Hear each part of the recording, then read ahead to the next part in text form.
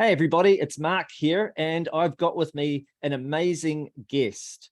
She is doing extremely well, turning out phenomenal numbers from Kindle book sales. And not just Kindle books, she's expanded that further into Audible, so that's audio versions of books, and even using Amazon to send out print versions of books that may have originated on Kindle, but because there's enough sales to warrant it, even physical versions of books as well. And she's done a whole lot more than just that over the years as well. So you've got quite a story to share with me, haven't you, Sophie? I'd like to welcome along Sophie Howard.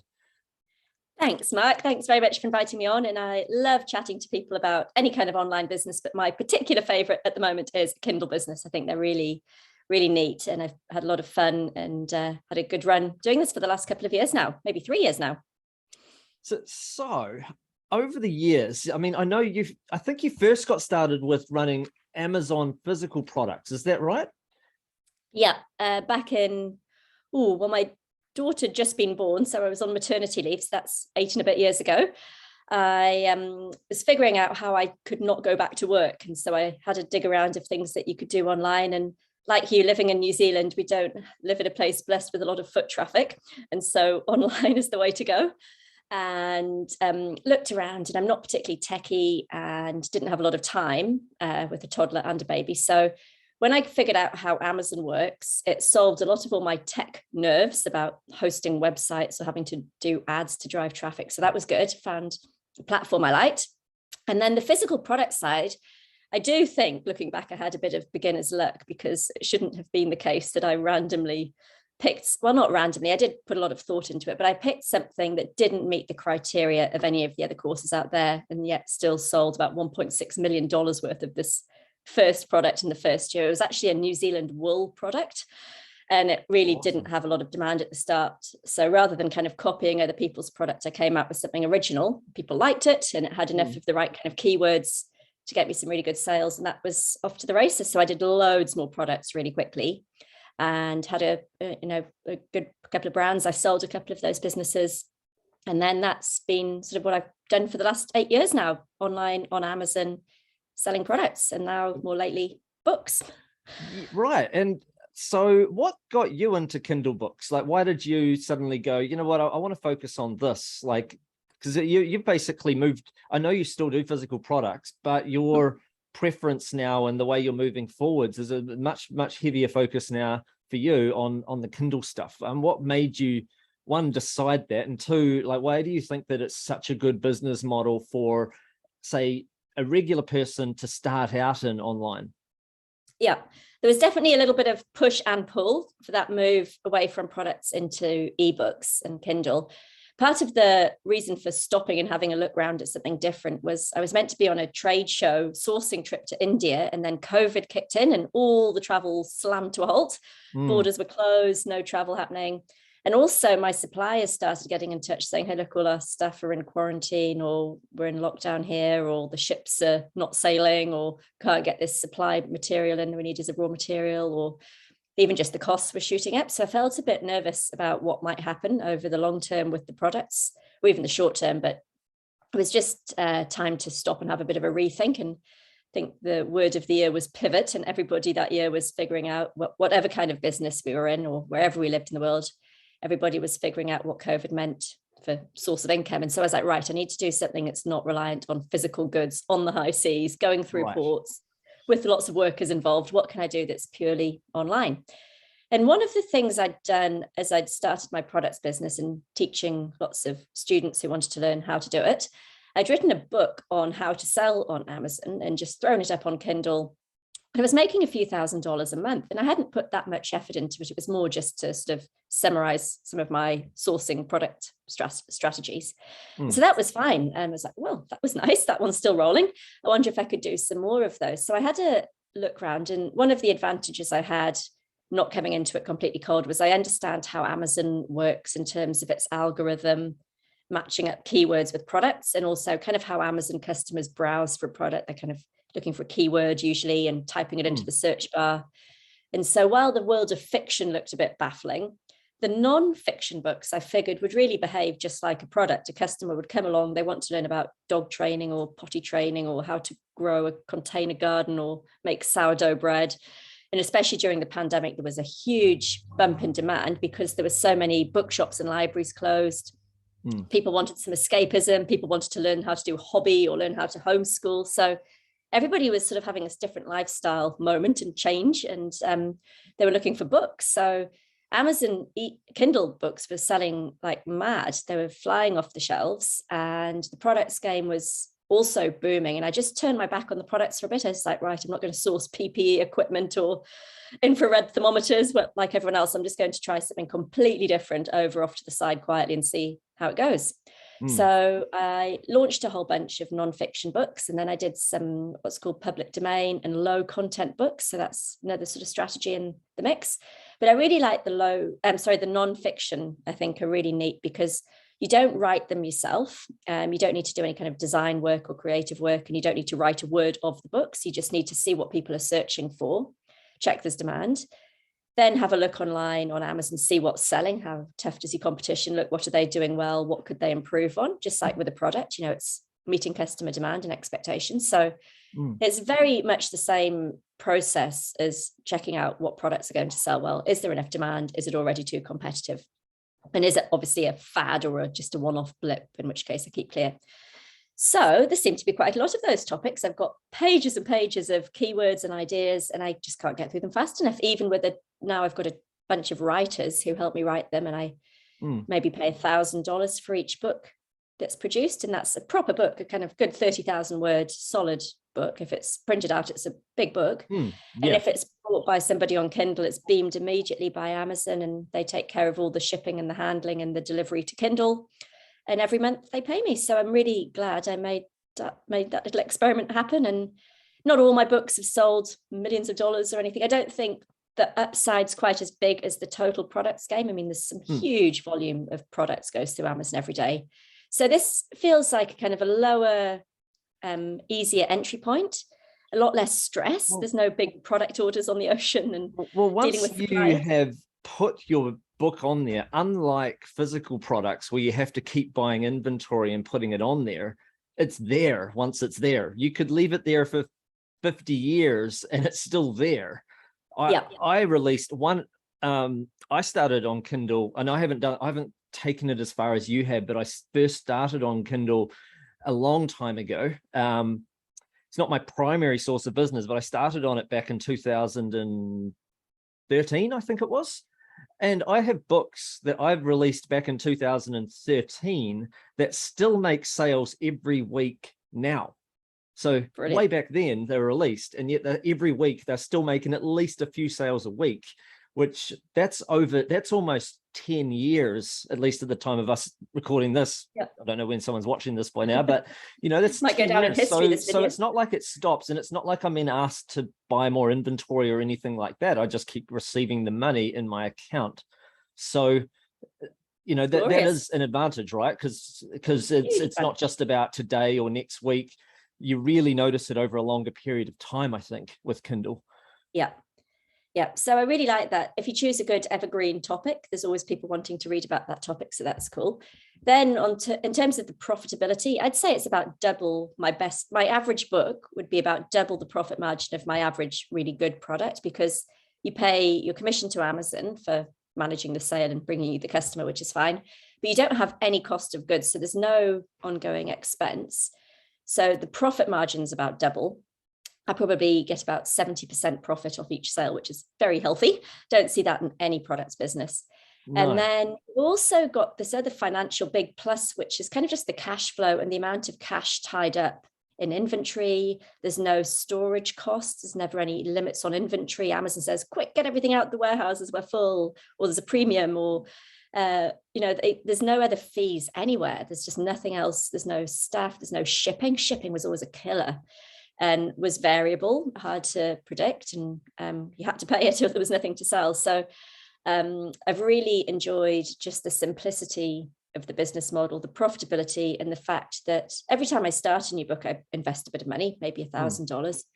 but I don't lose too much sleep waiting for it to ship or land or start selling and then collect the profit later. It's much easier cash flow to manage. But if you're starting out, those numbers are really quite intimidating sometimes.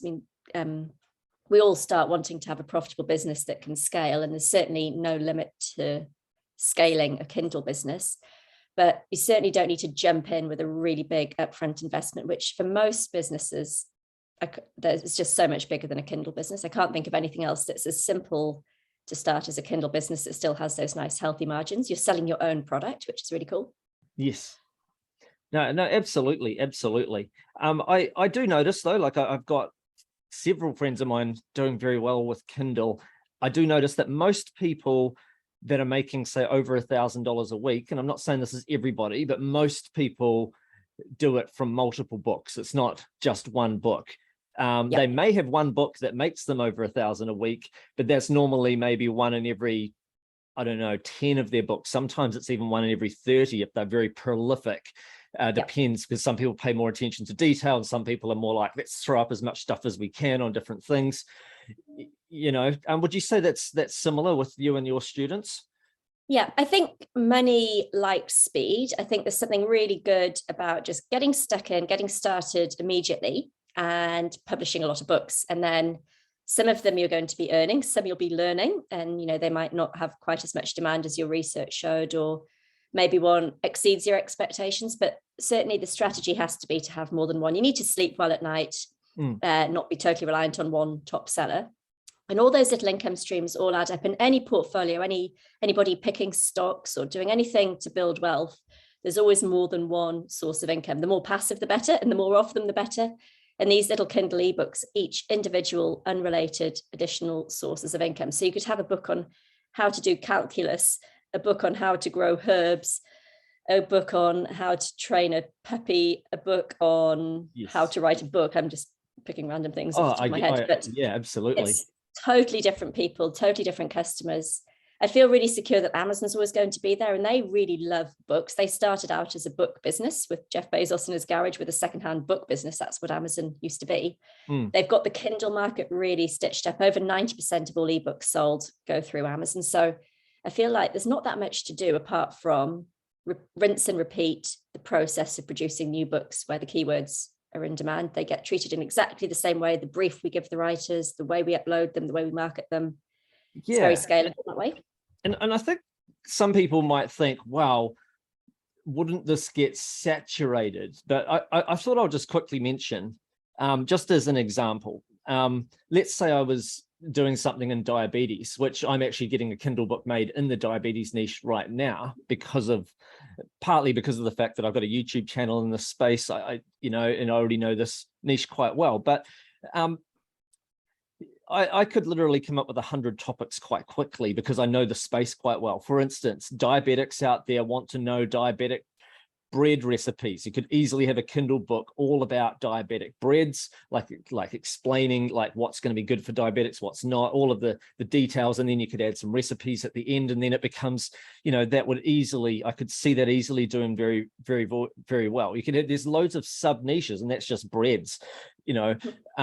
What about like say dog training? You could easily have something all about beagles, or all about German shepherds, or all about golden retrievers, or or chihuahuas, or all about how to stop dog aggression problems, or dog health, or a lot of these niches, like they actually go a long way wider than what I guess the average person might think. And when you talk about billions of dollars being made every year by Amazon and the whole world being on there, maybe people, I mean, I'm sure you get this question about saturation. What are your thoughts on that? I think there's plenty of room for everyone still for a long time. I think demand's growing faster than the competition. There's a huge, huge range of very niche subtopics that are totally untouched and untapped, and very easy for someone to come along and do the best book in that category. And back in the beginning of the products days, it was a little bit like that then too, and people didn't realize how good they had it. And then all the more aggressive tactics and, the smart marketers and the big guys all came in, and if you weren't really top of your game, you didn't get through with certain categories of products. Try and do a water bottle or a yoga mat on Amazon and you'll see what I mean quite quickly. But the ebooks and Kindle is totally different. It's not full of marketers because because the total market size is a bit smaller than the products, and because there's a perception out there maybe you have to write your own books or be a bit of a geek and actually be a writer or have a lot of time to produce them. I think it puts a lot of people off, and they've just not either heard about this opportunity or thought it suited them. So I think that really helps those of us who do come across it realize you can outsource all the hard and time-consuming work, which is the writing, and just jump in and treat it like a business rather than treating it like being an author or writing your own books. I don't do any of that, but I do think there's plenty of demand, huge market, very low competition, not just in the number of competitors, but just how aggressive they are. It's very quiet and very easy and nice. And so I'm really enjoying that and making the most of it, make hay while the sun shines. No, but years and years of that to come, I think. I think that's fantastic. And you've taken things even further. We won't get into too much on that right now, but I'll just say that there are additional streams, right? Even beyond the Kindle, if something's going well enough, like Audible, like you have the audio version, and you've got a bunch of them. Also, people have the option of the print version too, like that use Create Space or something like that. Like Amazon just prints it on demand. Is that correct? Yep. Print on demand, so much better than that traditional publishing method where those agencies would maybe approve your manuscript and then they'd charge you for the print run of books, and then maybe if you did enough book tours and speaking gigs you'd sell them. Sounds hideous. Plus, your book keeps getting rejected. There's none of that. There's no kind of ego or attachment to the books. There's nobody at Amazon approving or not approving your books. You just put them up there with a great front cover, great quality written manuscript that somebody else has written, upload those 2 attachments, 1 PDF cover, 1 Word document, and you're away. So it's really nice to be able to diversify that way a bit and not have the upfront costs, but also those different book formats are great. You can organize the narrators to narrate your book. You don't want to do any of it yourself, otherwise it just slows you down too much. So from the very beginning, having the mindset that this is a business I own and operate, and part of what this business does is produce books rather than I will start being an author, would be way too slow and really hard to get out the starting blocks. And also, I guess once you've released a book that's going well on a particular topic, then you've got the opportunity to release a sequel or something like that, and you've got an existing audience now to leapfrog off. Yeah. So I like to stick to particular niches or categories, and just some of them are things I'm interested in, and some of them are ones that I could just see there was a lot of demand and they weren't too competitive. But I've tried to sort of do little clusters, and just to give people listening to this a few tips, things like parenting's quite a nice one. Self-help stuff's really popular. There's a whole bunch of people who'll devour any book you put out about history or philosophy or, all those kind of classic subjects they want to understand, politics, or I keep away from kind of science and medical stuff. A, it changes too quickly, and B, I don't want to be pretending I'm giving medical advice when I'm not a doctor. And some things don't suit every format, like a cookery book's great as a cookery book, but a pretty rubbish thing to listen to as an audio book. And I like to get every format for every book I do. I see. And so I kind of have a few favorite categories, and a few that I find, something like ketogenic diets would be so competitive, that there'd be a whole bunch of books in there that are just marketing tools for big marketers who are trying to dominate that space. And they've got huge audiences and a totally different type of business person to me. But something, just trying to think of another example now, it's as far away from that as I can think of. Something like potty training. Nobody needs a celebrity writing a book about potty training. They don't really know who it's written by. They just want the tips, a step-by-step guide. Absolutely. Something proven, something that's got good reviews, something that's easy to read and meets their expectations of what you've described in the book description. And I guess that how-to books are easier to find writers for in some ways than, say, a fiction book, because if you promise that certain information is in there, and then you provide that information and they get the result that they want, that's the key. Like if you say that a book's going to show you how to solve the top 20 most common dog behavioral problems, and you cover digging, barking, chewing, aggression, bolting out the front door, pulling on the lead, all of those are covered step by step, then you've covered it, right? Like that's it. Whereas it's not just a matter of, I know it's helpful if it's entertaining as well, but obviously when it comes to a novel or something like that, then they really have to rivet the reader. They have to be, and it's slightly different again. Yeah, it's much more subjective. And also, unless you're the target market for that book, I mean, I do publish some fiction and I've got a team of fiction writers, but it's completely different because those authors that do the writing for me, they're really the target market. I don't read books about vampire thrillers or, I don't know, werewolves. I just don't read those kind of books. So if somebody writes one for my business, I don't know if it's any good or not. Whereas if it's how to make sourdough bread or something, or how to train a puppy, those things are very step-by-step, fact-based. All the professional writers out there, and there's so many of them, they're really good and very, really amazing value for what we pay and how much work they do to write these books. They do all the reference checking, everything's thoroughly referenced and cited properly in the bibliography at the end. And so it's very fact-based, very easy to read. They're professional writers, the sentence structure, the chapter breakdown, everything just flows and they know what they're doing. And we know what the readers are waiting for. They know the book on subject X, and those how-to ones are really good. So it could be, hobbies are great. It's fantastic though. You have said you do fiction as well. So if somebody was to say, hey, look, I want to publish romance novels, or more specifically, I want to publish time travel romance novels or something like that, like a real sub niche. Yeah. It's totally possible. There's so many niche audiences on Kindle.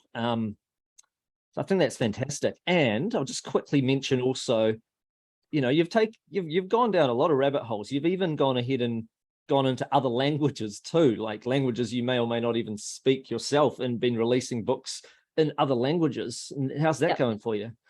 Well, funnily enough, Amazon Italy and we get on very well. So I just put a bunch of random books that I already had into Italian and threw them up there to see what would happen. And I did the same in France, Germany, Spain, did Italy. Italy just took off. And it's just part of the same message I want to share, which is you have to just do some work and do a little bit of trial and error and just keep up your work ethic and keep up the effort.